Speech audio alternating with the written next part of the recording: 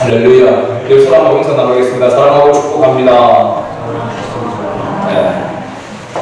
사랑하고 축복. 우리가 항상 우리 지체들을 사랑하고 축복해드릴 줄 믿습니다.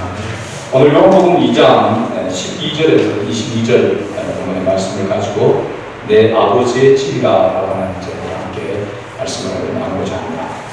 우리가 성경을 읽을 때에 사실은 보면 성경 본문 내용을 제대로 이렇게 이해하려고 하면은 그 본문에 대한 배경들을 우리가 잘 이해해야 합니다. 그래야만 성경을 제대로 이렇게 해석할 수가 있는 것이고 그 뜻을 또한 깨달을 수가 있게 됩니다. 우리가 사복음서라고 할 때 사복음서가 뭔지 알죠? 마태, 마가, 누가, 요한복음을 일컬어서 사복음서라고 이렇게 얘기합니다. 그 사복음서 가운데 앞에 세 개, 마태, 마가, 누가 이 세 복음서를 어떤 복음서라고 이야기한다고 했습니까? 공관 복음서라고 이렇게 얘기합니다. 공관이라 이렇게 이야기하는 것은 같은 시각으로, 같은 관점으로 본다라고 하는 그런 의미가 담겨 있습니다. 그러면 어떤 관점으로, 어떤 시각으로 보고 기록하였는가? 마태, 마가, 누가는 예수님의 생애에 대해서 기록해놓고 있는데 예수님의 생애를 예수님의 출생부터 시작해가지고 예수님의 죽으심과 예수님의 부활하심까지 이렇게 시간대별로 기록해 놓은 그래서 순서에 따라서 이렇게 기록해 놓은 그 복음서가 바로 마태, 마가, 누가 복음서입니다. 이 세 복음서가 무슨 그 앞부분부터 시작해가지고 분량은 다르지만 그 기록되어지는 순서가 거의 비슷하게 이렇게 기록되어 있습니다. 그런데 요한복음은 사복음서 가운데서 요한복음은 이 앞에 세 복음서와는 다른 관점으로 기록되었다라고 하는 것을 우리가 이해해야 한다는 것입니다. 그 요한복음은 사도 요한이 요한복음을 기록한 그 목적이 분명합니다. 요한복음을 기록한 목적이 무엇일까요? 사도 요한은 그것은 요한복음 20장 31절에 오직 이것을 기록하는 이라면서 요한복음을 기록한 목적에 대해서 사도 요한은 밝혀놓고 있습니다. 요한복음 20장 31절 말씀에 보면 오직 이것을 기록하면 너희도 예수께서 하나님의 아들 그리스도이심을 믿게 하려 하며 또 너희도 믿고 그 이름을 힘입어 생명을 얻게 하려 함이니라. 아멘. 사도 요한이 이 요한복음서를 기록하는 그 목적은 뭐냐면 예수께서 하나님의 아들 그리스도 메시아이심을 믿게 하기 위함이고 또 그를 믿고 영원한 생명, 영생을 얻도록 하기 위함이다. 그러고 보면 앞에 공관복음서 세 복음서는 예수님이 어떤 분이십니까? 어떤 존재이십니까? 예수님의 바로 출생에 대한 것부터 시작해서 예수님의 생애 일대기를 이렇게 기록해 놓다라고 한다면 요한복음은 그런 시간 순서에 따라서 기록하는 것이 아니라 사건을 중심으로 사도 요한이 이 예수가 그리스도이시고 또 그분을 믿어서 영원한 생명을 얻도록 하기 위해서 예수님에 대하여 예수님이 어떤 분이시고 또 예수님이 어떤 존재인 거라고 알려줄 뿐만 아니라 그분을 믿고 영원한 생명을 얻도록 하기 위해서 설명하고 있는 그런 부분이 바로 요한복음의 특징이라고 이야기할 수가 있는 것이죠. 제가 왜 이 부분을 이야기하냐면 여러분 성경에도 보게 되면 사복음서의 기록 가운데 보게 될 때에 마태복음에는 마태복음 21장 12절부터 시작해서 본문에 오늘 읽은 이 본문에 성전 예루살렘 성전 청결 사건이라고 하는 이 사건이 기록되어 있고 마가복음에도 보면은 11장 마가복음 11장 마가복음 몇 장까지 있습니까? 16장까지 있습니다. 그리고 누가복음은 19장에 있습니다. 이 세 복음서에는 어느 때에 기록되어 있느냐면 이 사건이 예수님께서 예루살렘에 입성 나귀를 타고 입성할 때 그 입성하는 그 한 주간을 우리가 무슨 주간이라고 이야기합니까? 고난주간 또 종려주간 종려주의라 예루살렘에 입성하는 그날을 종려주의로 우리가 이렇게 기록하고 있습니다. 그러니까 예수님이 십자가에 못 박히시기 전 한 주간을 이야기하고 있죠. 그때에 예루살렘 성전에 올라가서 그 예루살렘 성전을 청결하게 하는 이 사건을 있었다라고 하는 것을 기록하고 있단 말이죠. 그런데 요한복음은 언제 기록되어 있습니까? 요한복음은 21장까지 있습니다. 그러면 마태, 마가, 누가복음으로 순서를 본다면 이 사건이 한 요한복음 19장, 18장, 19장 정도에 기록되어져야 될 그런 사건이 어디에 기록되어 있습니까? 지금? 2장에 기록되어 있다. 2장. 요한복음 2장에 기록되어 있죠. 그래서 우리가 성경이 읽기 전에 공부를 하면서 예수님의 이 예루살렘 성전 청결 사건을 1차와 2차로 두 번을 이렇게 이야기를 했습니다. 제가 조금 똑같은 사건이 똑같이 두 번을 예수님께서 이렇게 하셨는가 라고 하는 의구심이 이렇게 생겼는데 그 자체가 사실은 중요한 거 그런 일이 있었다고 하는 것이 사실은 중요한 거잖아요. 그러니까 정확하게 알고 하면은 보면 요한복음의 기록 목적을 따라서 보면은 요한복음은 사도 요한이 사건을 중심으로 기록했단 말이죠. 그래서 지금 예수님께서 첫 공생에 시작하는 첫 주간에 있었던 일이 요한복음 2장 1절에서 11절 가나 혼인잔치에 대하여 기록하고 있습니다. 이건 예수님께서 첫 공생의 사역의 시작의 한 주간에 마지막 6일째 되는 날에 가나 혼인잔치가 있었죠. 그죠? 그러고 난 다음에 이 혼인잔치 이후에 지금 뭐가 기록되어 있습니까? 예루살렘 성전 청결 사건이 기록되어 있다는 거죠. 그러고 보면 이게 앞에 마태마가 누가복음에서 기록된 것과는 다른 그런 모습이죠. 그래서 두 번이나 이렇게 생각하는 두 번이 아니라 이 사건은 한 번 일어난 사건이라는 사실입니다. 그럼 왜 요한복음에는 이렇게 2장에 기록되어져 있느냐라고 하는 것이죠. 그럼 사도 요한이 예수님이 메시아이시고 그리스도라고 하는 것을 설명하고 나타내기 위해서 이해를 돕기 위해서 이 사건을 가지고서 이 혼인잔치 뒤에다가 바로 놓은 것입니다. 이 사건을 통해서 예수님이 누구라고 하는 것을 드러내셨습니다. 메시아라고 하는 것을 드러내셨다. 메시아. 그리고 예수님은 바로 메시아로서 십자가를 주고 죽으시고 그리고 3일 만에 부활하실 것이라고 하는 그 메시아 그리스도라고 하는 것을 사람들에게 설명하기 위해서 믿도록 하기 위해서 사도 요한은 이 사건을 요한복음 2장에 갖다 놓았다는 사실입니다. 그러니까 두 번 있었던 사건이 아니고 한 번 있었던 사건이죠. 그리고 성경에는 마태, 마가, 누가, 요한복음 이 사복음서를 전체의 사건을 시간 순서대로 대여하다 보니까 그런 오류가 있었던 것이죠. 그런데 마태, 마가, 누가는 시간 순서상으로 대여하는 것이 맞지만 요한복음은 사건을 중심으로 기록되었기 때문에 시간 순서라는 맞지 않다는 것입니다. 그래서 우리가 요한복음을 읽을 때는 마태, 마가, 누가복음보다는 다른 그런 관점으로 기록되었다는 것을 우리가 알고 읽으면 도움이 되는 것이죠. 안 그러면 이게 사건에 따라 기록되다 보니까 뒤죽박죽 되어 있는 부분도 있다고 하는 사실이죠. 이해가 됐습니까? 바로 이 부분을 우리가 요한복음을 읽을 때에 먼저 알고 있어야 된다는 것이죠. 본문으로 가서 보면 12절 말씀은 11절까지 끝나고 그리고 13절의 시작 딱 한 절 독립 구조로 이렇게 되어 있습니다. 여러분 성경에 단락이 시작되는 부분 표시가 있죠. 동그라미 그죠? 12절하고 거의 때 보면은 동그라미가 되어 있어서 그것도 단락이 다시 시작되는데 13절에도 단락이 새로 시작되어집니다.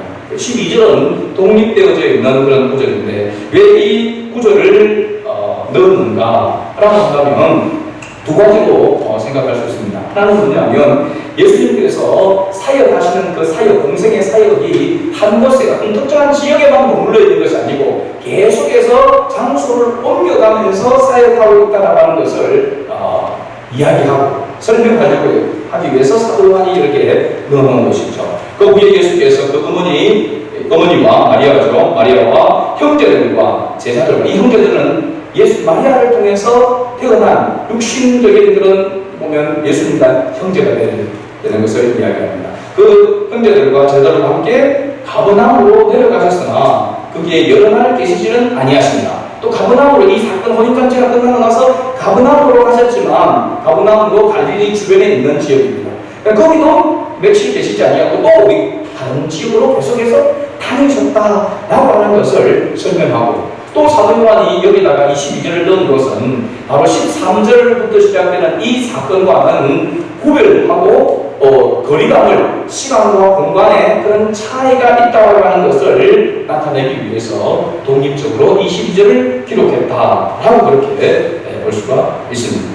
오늘 13절부터 이 본문을 살펴보면은 사도 요한은 예수님께서 예루살렘으로 올라가실 때가 어느 때인가 하는 것을 앞부분에 설명하고 있습니다.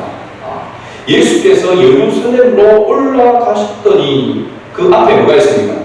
유대인의 유월절이 가까운지라. 예수님께서 예루살렘으로 올라가는 그때가 어느 절기 때냐 하면 유대인의 유월절이 가까운 때였다라고 그렇게 이야기합니다.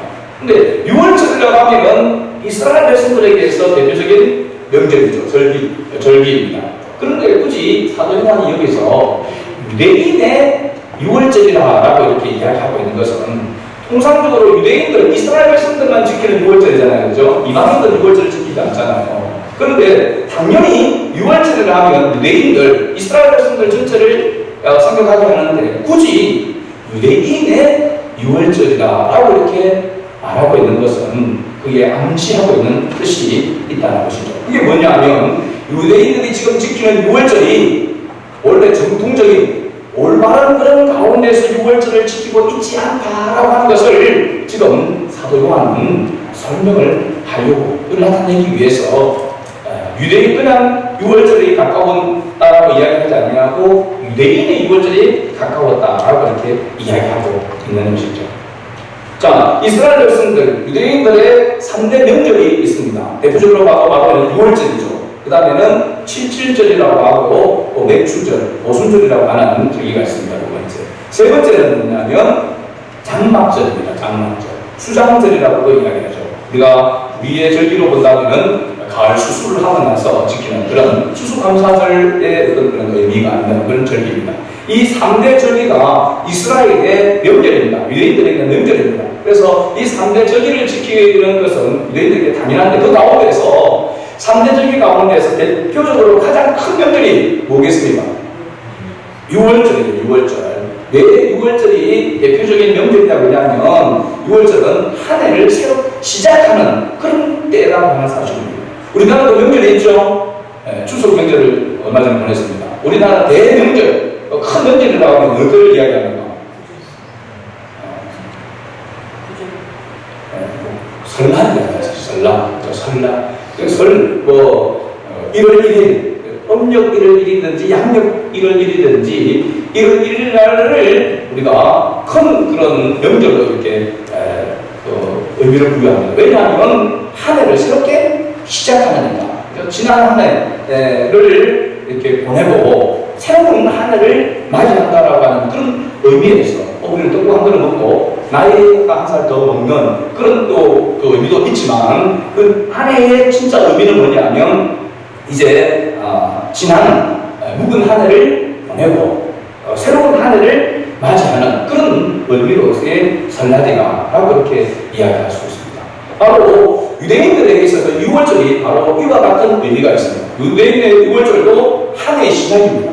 그런데 이 한 해의 시작보다도 더 큰 의미가 유대인들에게 이 유월절에 있다라고 하는 것은 유대인들에게 유월절은 어떤 명절입니까? 바로 하나님 앞에 나아가서 자기의 죄를 속함을 받는 그런 명절입니다. 그래서 유월절날을 유대인들의 대표적인 그 유월절을 지킬 때에 뭘 하라고 합니까? 성전에, 예루살렘 성전에 올라갈 때 어떻게 갑니까? 그냥 빈손으로 갑니까? 뭘 가져갑니까? 재물을 가져갑니다. 재물. 그래서 그 재물을 이야기할 때에 어린 양, 유월절 어린 양이라고 이렇게 이야기하는, 예수님이 유월절 어린 양이라고 이야기하잖아요. 그렇죠? 그런데 이스라엘 백성들도 이 유월절을 지킬 때에 뭐냐면 자기의 죄를 속함받기 위해서 자기 형편에 맞는 재물을 가지고 예루살렘으로 올라가는 것입니다. 그래서 자기가 무장한 소를 제물로 이렇게 드리고, 그 다음에는 뭐냐면 중상청이라고 하는 양을 이렇게 드리고, 그 다음에 밑에는 비둘기를 드리고, 그 그것도 안 되는 우리로 하여금 저소득층은 밀가루를 드린다는 거예요. 그래서 그 재물을 누가 판단하느냐? 당시 제사장, 레위인들이 그 재물을 가지고 당신의 형편이 그렇게 다 알고 있다는 거예요. 형편에 맞는 재물을 드렸느냐라고 하는 것을 보는 것이죠. 그래서 물론 자원에서 자기가 율법의 어떤 그런 삶을 살아가니까 부유한 그런 재물이 있으니까 나는 소를 드려야 돼. 나는 양을 드려야 돼. 나는 이렇게 어려운 가운데 있으니까 밀가루로 이렇게 드린다. 자기 형편에 맞는 재물을 하나님 앞에 드린다는 것입니다. 그래서 그 재물을 가지고 나가서 죄를 속함받아서 이제 내 죄가 사함을 받고 새롭게 새로운 인생을, 새로운 삶을 시작하는 그 의미가 바로 이 6월절에 있다라는 사실입니다. 그런데 이런 6월절이, 이런 의미가 있는 6월절이, 이 6월절을 누가 제정했습니까? 이스라엘 백성들 스스로 제정한 것이 아니고 하나님께서 이 6월절이 바로 애굽에서 출애굽할 때에 어린 양의 피를 문설주에 발라서 그 10번째 재앙이 지나가도록 한, 그래서 그들을 구원해 주시는 그 은혜를 기억하기 위해서 6월절을 지키도록 하나님께서 만드신 그런 명절인 것입니다. 절기인 것이죠. 그래서 유대인들은 이 절기를 쭉 지켜왔는데 이 절기를 지키는데 이 절기의 의미대로 6월절을 지키고 있지 않았다는 사실입니다. 어떻게 그들이 6월절을 지키는지를 살펴보면 이스라엘 백성들에게 있어서의 삶의 중심은 바로 예루살렘입니다. 예루살렘. 구약에도 보면 다니엘이 예루살렘을 향하여 창문을 열고 하루에 3번째 기도했다라고 그렇게 있습니다. 유대인들에게 있어서 바로 삶의 중심지가 바로 이 예루살렘입니다. 그래서 예루살렘이라고 할 때에 모든 사람들은, 유대인들은 다 예루살렘으로 어떻게 했다라고 이야기했냐면 올라갔다라고 이야기합니다. 예루살렘이 한 해발 750m 정도 이렇게 됩니다. 그런데 사실은 예루살렘보다도 더 높은 지역들이 있습니다. 그럼에도 불구하고 예루살렘으로 갈 때는 예루살렘으로 우리가 올라간다라고 하는 표현을 쓰는 거죠. 유대인들, 이스라엘 백성들. 왜냐하면 거기는 예루살렘에 뭐가 있습니까? 성전이 있기 때문에 그렇습니다. 하나님을 경외하는, 하나님을 만나고 가는 그런 바로 곳이기 때문에 그 예루살렘 지역보다도 높은 데에 있던 사람도 예루살렘으로 말하자면 올라간다라고 합니다. 오늘 표현에 보면 예수님께서 예루살렘으로 올라가셨더니 라고 하는 것은 단순히 지형이 높이 있어서 올라가는 것이 아니라 바로 하나님을 경외하는 그런 마음에서 올라간다는 표현을 쓰죠. 그래서 하나님을 만나고 그 다음에는 세상으로 나아갈 때는 내려간다라는 표현을 쓰는 것입니다. 우리가 교회에 나올 때, 우리가 교회에 어떤 마음으로 있냐면 하나님께로 올라가는, 하나님을 경배하는 그런 마음으로 하나님께 나아가야 한다라고 하는 것을 우리에게 이야기하고 있는 것이죠. 자, 예루살렘이 하나님이 거하는 성전이 있는 그 곳이다. 이스라엘 백성들의 삶의 중심에 있는데, 원래 이 성전은 원래 하나님께서 이스라엘 백성들이 광야 생활하는 가운데서 하나님께서 그들에게 허락하셨던 하나님을 만나는 장소였죠. 무엇이었습니까?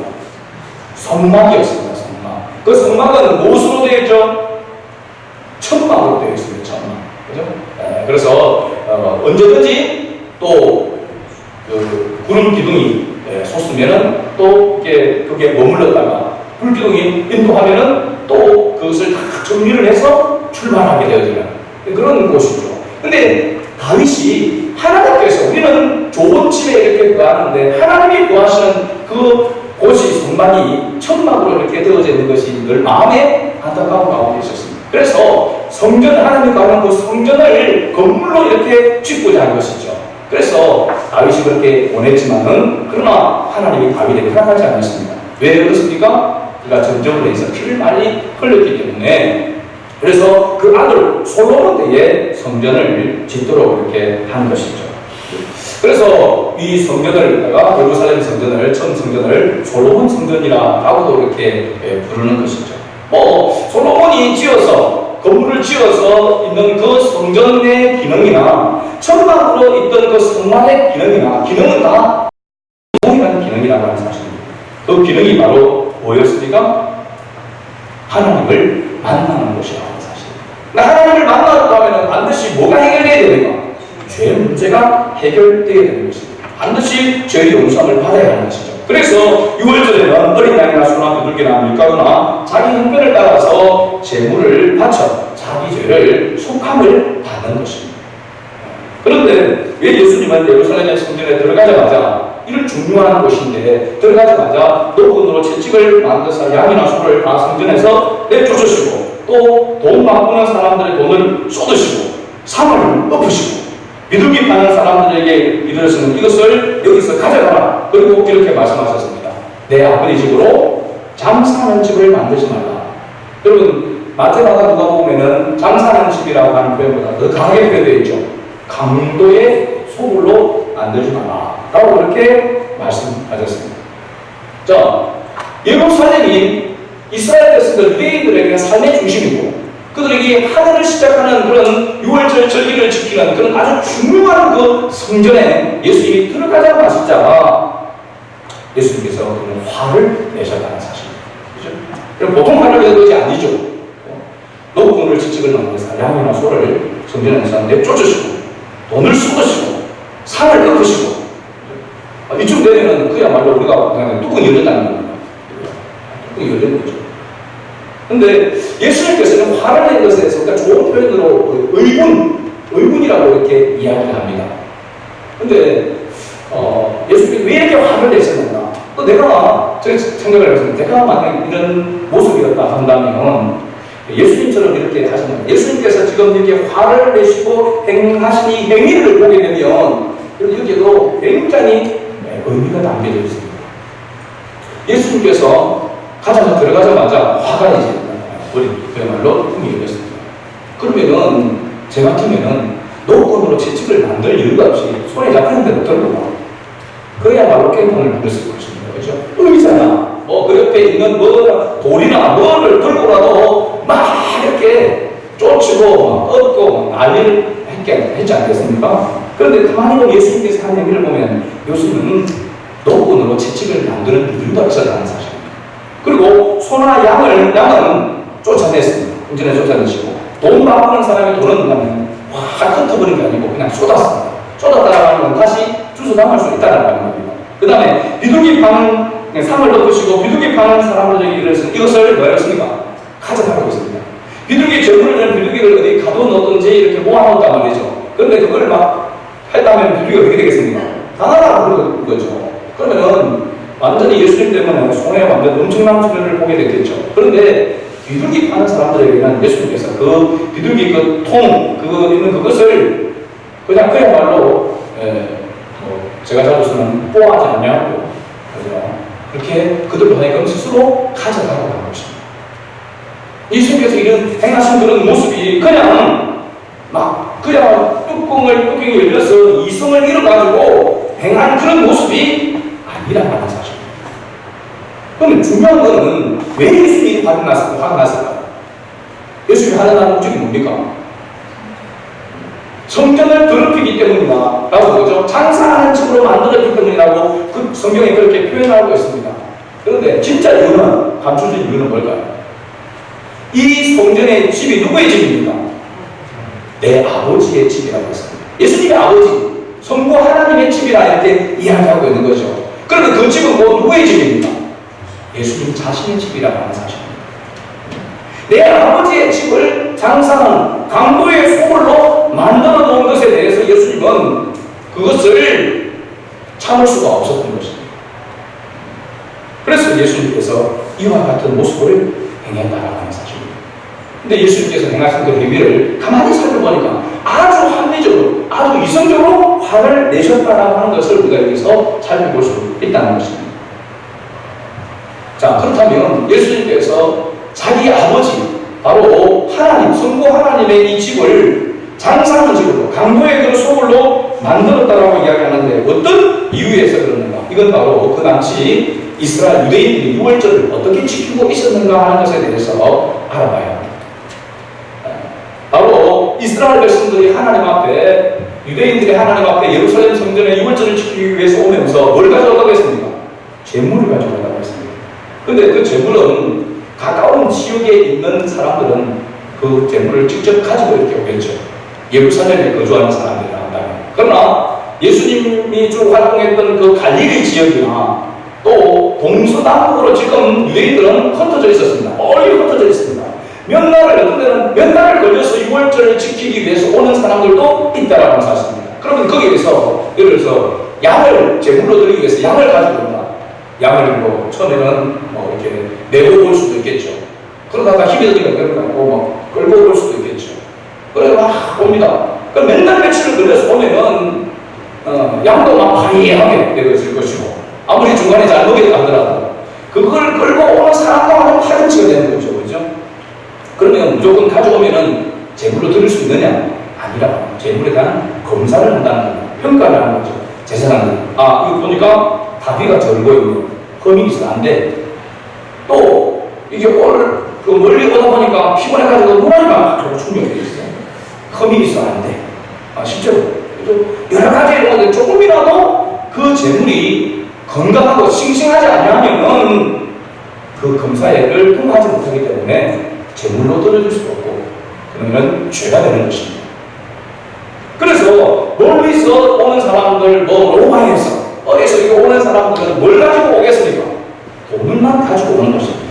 돈을 가지고 오는 것입니다. 그럼 그 돈을 가지고 오면 당시에 유대인들은 어느 나라의 식민지로 있었습니까? 로마의 식민지하에 있었단 말이죠. 로마의 식민지하에 있어 로마의 화폐, 모든 것은 로마 그 화폐로 통용이 되어졌는데, 로마 화폐는 누구의 얼굴이 그려져 있느냐면, 새겨져 있느냐면 가이사의 얼굴이 새겨져 있는 것입니다. 그래서 제사장, 대제사장을 비롯해서 여러분들은 성전 안에서 가이사의 얼굴이 그려져 있는 그 돈을 바칠 수 없다. 받을 수 없다. 그래서 뭐냐면 성전에서만 통용되는 돈이 있었습니다. 세겔이라는, 들어보셨죠? 세겔이라는 이 돈으로 환전을 해야 하는 것입니다.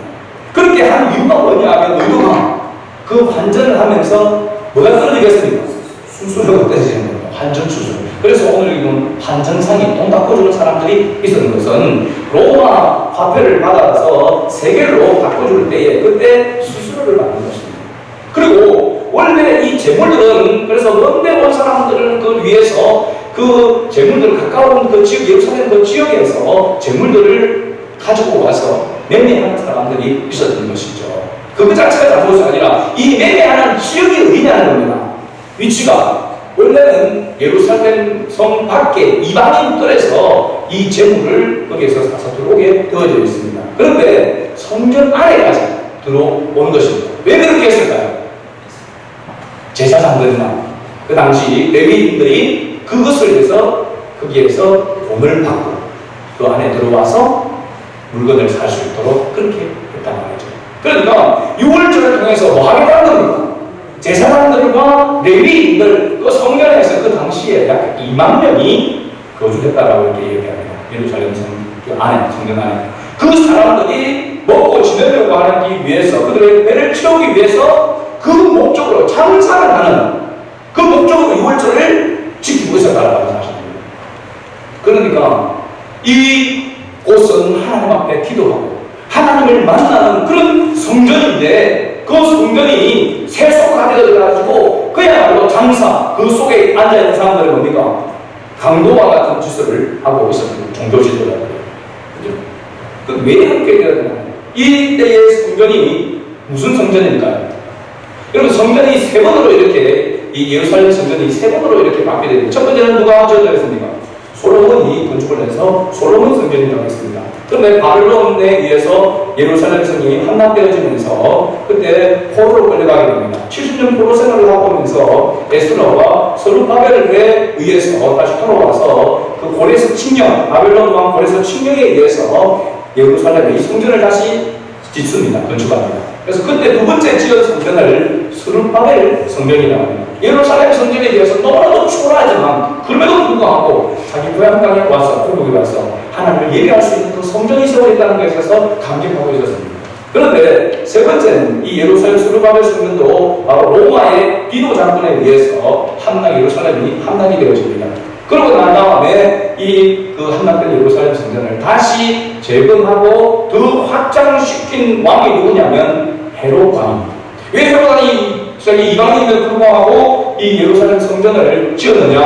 바로 이 유대인들에게 관심을 사고 자기의 그런 정권을 유지하기 위해서 유대인들을 위해서 성전을 지은 것입니다. 기존의 성전보다 더 확장을 시켜서 더 웅장하고 더 크게 지었다는 겁니다. 그래서 헤롯 성전이라고 그렇게 이야기를 합니다. 이 헤롯 성전 그리고 스룹바벨 성전, 예루살렘 이 성전, 이 세 가지의 성전이 바로 하나님을 만나는 그 성전이라고 이렇게 이야기합니다. 그래서 이 예루살렘 성전에 나가서 하나님 앞에 예배하기 위해서는 반드시 그들이 하나님 앞에 합당한 그 절차에 따라서 그 법에 따라서 해야 되는데 그 당시에 불법을 행하면서도 그것이 마치 합법처럼 그렇게 지금 유월절을 지키고 있었다는 사실입니다. 그래서 제사보다 뭐에 제밥에 더 관심을 가졌던 것처럼 그런 모습들이 지금 유대인들이 지키고 있는 유월절 속에 있었다는 사실이죠. 그래서 예수님은 그것을 보고 화가 날 수밖에 없고 예수님께서 이와 같은 행위를 할 수밖에 없었다라고 하는 것을 우리가 기억해야 될 줄 믿습니다. 예수님께서 하나님 아버지의 집을 얼마나 사모하셨다고 하는 그 부분에 대해서 17절에 기록하고 있습니다. 이것은 사도 요한의 설명이라고 할 수 있습니다. 17절을 다시 읽어볼까요? 제자들이 성경 말씀에 주의 뜻을 사모하는 열심히 나를 삼키려 하는 것을 기억하더라. 예수님께서 이와 같은 화를 내고 내 아버지 집이라고 이렇게 이야기하면서 이러한 행위를 하는 것에 대해서 제자들이 나중에 이 얼마나 주의 뜻을 사모한다라고 하는 다윗에게 있었던 그 시편에 나오는 말씀입니다. 그와 같은 그것을 예수님의 모습을 보면서 나중에 알았다, 깨달았다, 이해를 했다라고 하는 것을 사도 요한은 설명을 하고 있습니다. 그 다음에 이런 행동에 대해서 제자들은 그 당시 제자들은 이해를 하지 못하다가 나중에 와서 이제 알았다라고 하는 것을 지금 사도 요한이 설명을 하고 있는데 그 당시에 제자들이 예루살렘 성에서 성전에서 예수님께서 행하신 그 모습을 보고 제자들이 이해를 했다는 겁니까? 전혀 이해를 못했다는 겁니다. 사실은. 왜냐하면 예수님께서 혼인잔치에서 물론 포도주를 만드시고 또 병든 자를 고치는 그런 기적들을 수없이 많이 봤습니다. 지금까지 그죠? 거의 3년 가까이 지내면서 예수님께서 지내면서 보았습니다. 그런데도 불구하고 예루살렘 이 성전에서 하나님의 집인 이 성전에서 예수님께서 행하시는 그 행위의 그 모습을 볼 때는 너무나도 황당하고 어처구니없고 이해하지 못했다라고 합니다. 이런 예수님의 행위는 바로 뭐냐면 신성모독에 대한 그런 죄가 되는 것이죠. 예수님이 실제로 십자가에 못 박힌 죄가 뭐였습니까? 마치 유대인의 왕이라고 하면서 하나님을 자기 아버지라고 했던 그죠? 성전을 모독한 그런 죄의 제목으로 십자가에 달렸다라고 이야기합니다. 몰랐습니까? 그렇죠? 근데 예루살렘 성전에서의 이 사건을 보게 되어지면 예수님께서 실제로 보면은 예루살렘 성전을 청결하게 했다, 깨끗하게 했다라고 이렇게 예루살렘 성전 청결 사건이라고 얘기하지만 어떤 목사님은 이건 청결이 아니라 척결이다라고 이렇게 이야기했습니다. 저도 그게 내용을 이렇게 하면서 공감이 갑니다. 왜냐하면 단순히 예루살렘 성전을 더럽혀진 것을 깨끗하게 하고 하는 그런 어떤 게 아니라 완전히 그 당시의 사람들, 그 사람 생각을 완전히 바꿔버리는 그런 획기적인 그런 사건이라는 겁니다. 그래서 유대인들이 이 예수님의 행위를 보고 참지를 못하는 것이죠. 그렇죠? 너무 오해해요. 그렇죠? 그래서 18절에 이렇게 이야기합니다. 이 유대인들이 대답하여 예수께 말하기를 네가 이런 일을 행하니 무슨 표적을 우리에게 보겠냐? 네가 물론 포도주를 변하게 하고 또 죽은 자도 살리고 병든 자를 고치는 그런 표적들을 행한 것을 알고 있죠. 종교 지도자들은 알고 있었습니다. 그런데 이 성전에서 행하는 그런 모습을 보면서 이해할 수 있는데 어떤 그 표적을 네가 정말로 하나님의 아들, 네가 메시아라고 하는 것을 어떤 표적을 통해서 보여주겠느냐라고 이렇게 이야기한 겁니다. 그래서 네가 하나님의 성전을 네 아버지 집이라고 하니까 네가 하나님의 아들 메시아라는 표적을 나타내 보이라. 더 큰 지금보다도 더 큰 표적을. 그런 의미입니다.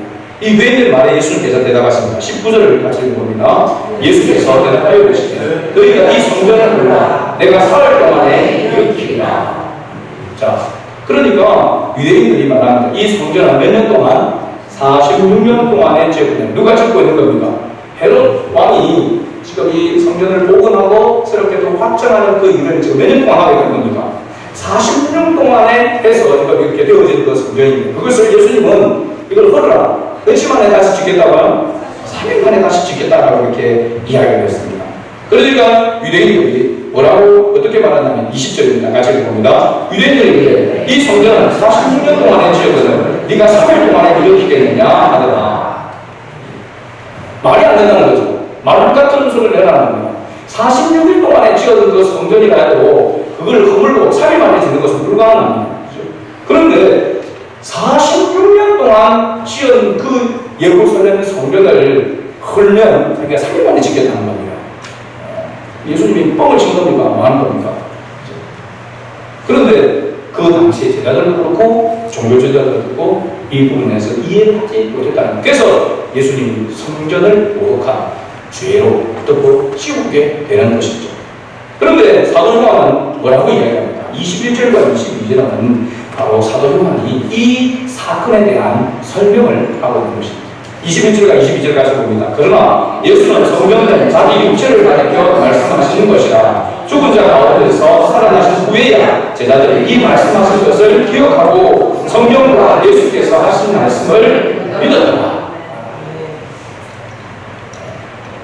예수님이 그 눈에 보이는 예루살렘 성전, 그 성전이 원래의 기능이 하나님을 만나는 것이고 하나님의 임재가 있는 것이고 하나님 앞에 나아가서 죄의 용서함을 받는 그런 바로 기능을 하는 것이 성전, 그 성막의 그런 기능인데 그것을 바로 장사하는 집으로 강도의 소불로 만들어 놓은 그것을 볼 때에 예수님은 오늘 참을 수가 없었던 것입니다.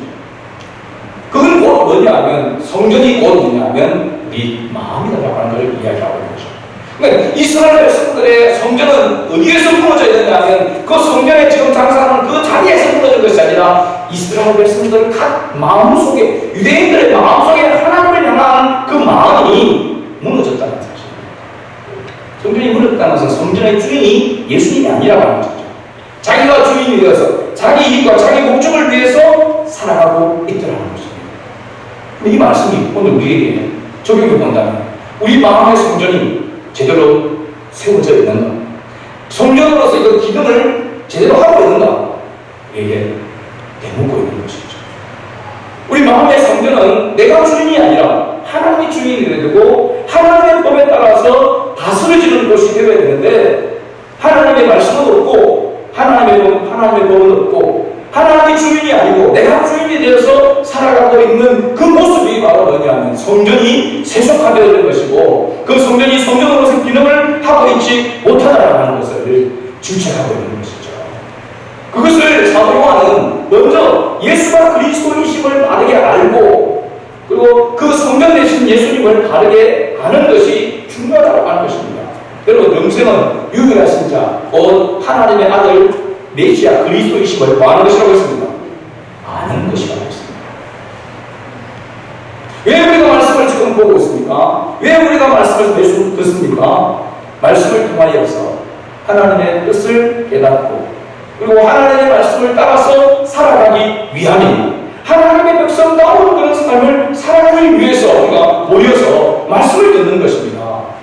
그런데 우리가 모여서 말씀을 듣지 아니하고 그 말씀을 내 중심에 담지 아니하고 여전히 내가 주인이 되어서 살아가고 내 욕심을 위해서 예수님을 이 기독교라고 하는 이 종교를 이용하여 자기의 떡을 세우려고 하는 그런 모습이 된다고 한다. 이건요 하나님이 하지 않으시고 채찍질할 수밖에 없는 그런 모습이라고 합니다. 내쫓을 수밖에 없는 그런 모습이라고 하죠. 뭐가 바뀌었다는 겁니까? 주인이 바뀌었다는 것입니다. 하나님의 주인은 그것에 하나님의 주인이 아니고 사람이 주인이 되어가지고 있더라는 것입니다. 그래서 예수님께서 이와 같은 말씀을 하십니다. 마지막 메시지는 뭐냐? 예수님이 왜 성전을 하려 내가 3일 만에 짓겠다고 한 것입니다. 사도 요한은 그것을 가리켜서 성전된 자기 육체를 가리켜 말씀하신 것이라고 했습니다. 이 말은 뭐냐면 예수님이 내가 죽고 다시 3일 만에 부활하는 것. 예수님이 죽으시고 3일 만에 부활함으로 말미암아 그 예수님을 부활 주님을 믿는 자마다 뭐가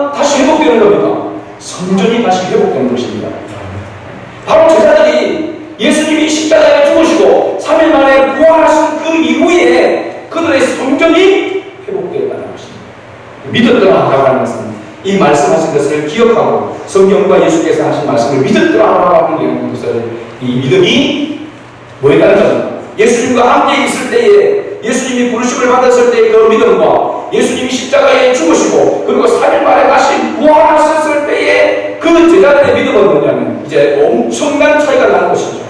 그죠? 믿음이 아주 시작할 때에 정말로 조그만 대다시 같은 그 믿음이 예수님의 그 생애와 함께하면서 예수님의 십자가와 예수님의 부활하신 그 가운데 그 모습을 볼 때의 믿음은 뭐냐면 장성한 분량의 믿음이 되었다는 것입니다. 그래서 제자들이 어떻게 했습니까? 이제는 예수님을 향하여 주님의 복음을 전하는 이 일을 위해서 뭘 바쳤습니까? 자기의 생명을 기꺼이 바쳤던 것입니다.